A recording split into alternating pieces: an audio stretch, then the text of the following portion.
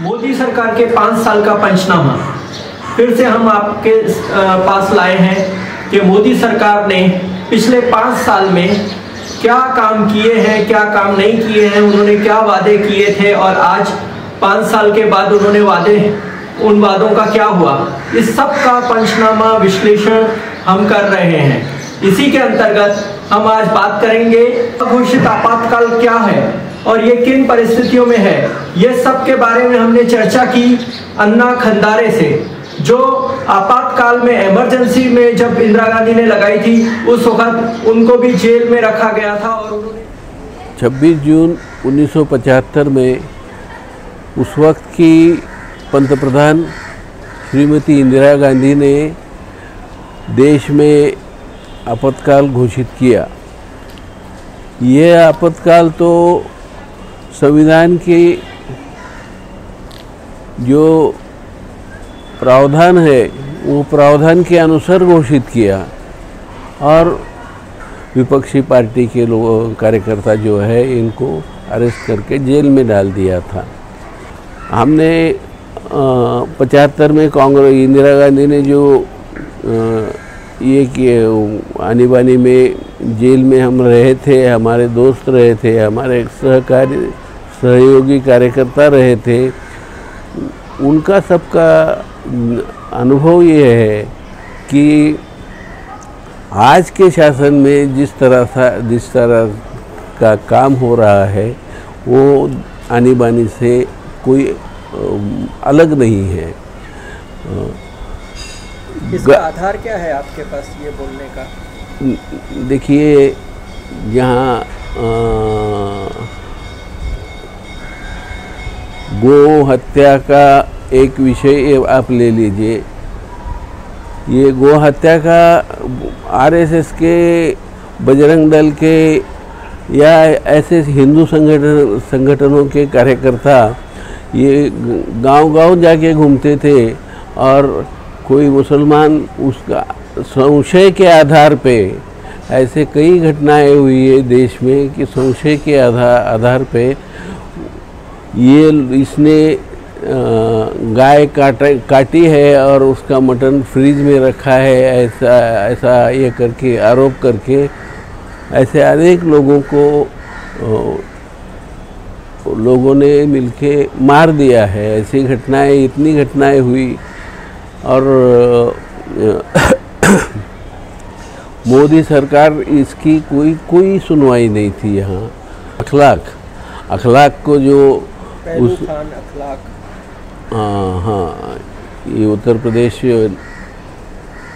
के एक साधारण आदमी थे, उनका बेटा सीमा पर लड़ रहा, छुट्टी लेके मिलिट्री में काम करता था, छुट्टी लेके आया था घर पे और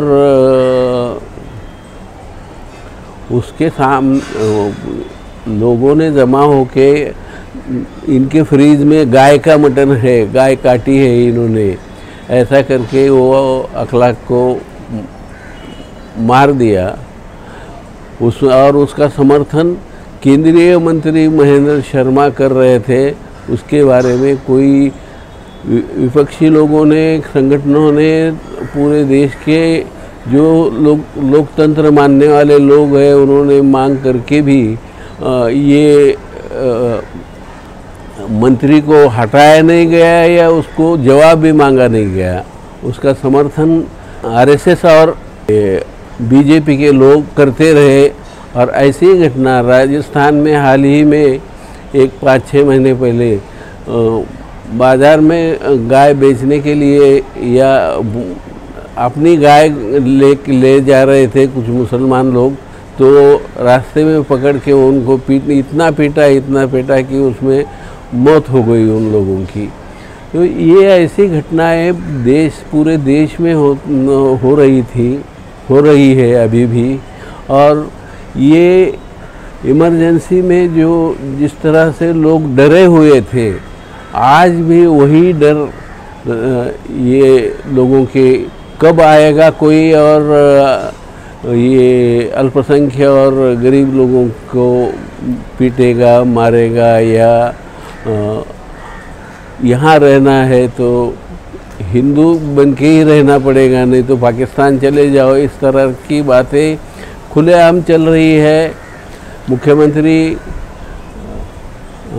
योगी, उत्तर प्रदेश के मुख्यमंत्री, वो उसका समर्थन कर रहे हैं और पंत प्रधान चुप देख के, तमाशा देख के, पंत प्रधान और बीजेपी के अध्यक्ष चुप बैठ के तमाशा देख रहे हैं। ये इमरजेंसी से कुछ अलग ये नहीं है। और ये लोग जब इमरजेंसी इंदिरा गांधी ने जब लगाई थी, जनसंघ के बड़े बड़े लोग उस वक्त इमरजेंसी का विरोध कर रहे थे। ये बोल रहे थे कि संविधान ने जो अधिकार दिए हैं सामान्य नागरिक को, वो अधिकार वापस स्थगित करने का सरकार को कोई अधिकार नहीं है। सिर्फ इंदिरा गांधी अपनी सत्ता बचाने के लिए ये कर रही है, लोगों को अरेस्ट कर रही है। आज वही हो रहा है कि अपने 5 साल में लोगों के बेरोज़गारों का सवाल है, किसानों का सवाल है, और लोगों के जो जीने के सवाल इतने कठिन हो गए हैं कि जीना मुश्किल हो गया। और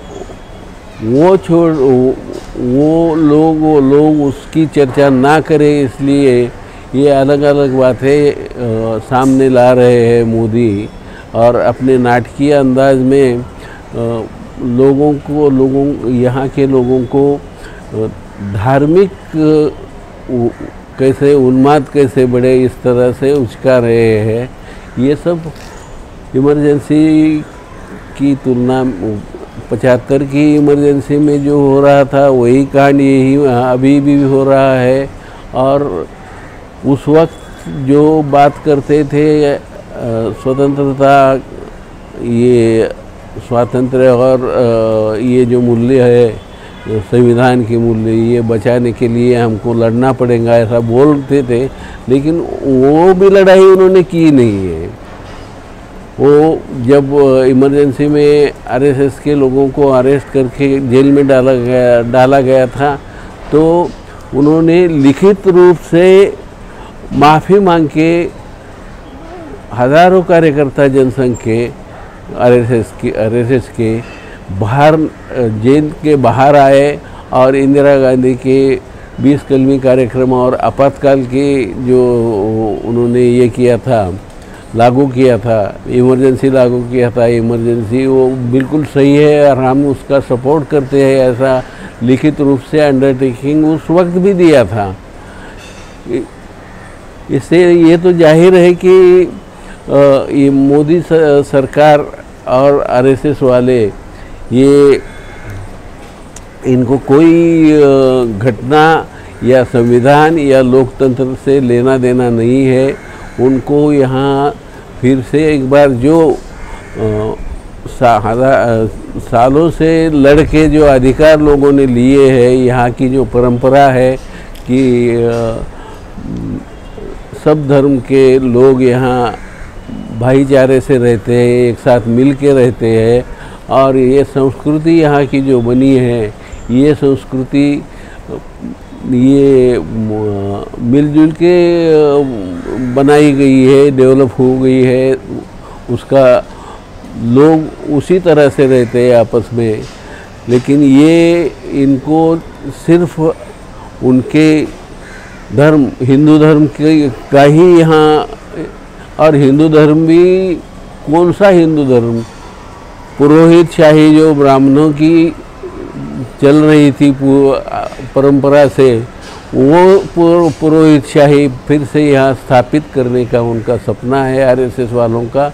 और वो करने के लिए किसी भी स्तर पर ये जा सकते हैं, और वो यही आज चल रहा है। ये मुझे ऐसा लगता है कि हमने जो देखी थी 75 में इमरजेंसी और आज जो मोदी का राज देख रहे हैं, उसमें मुझे कोई अंतर नहीं नज़र नहीं आता।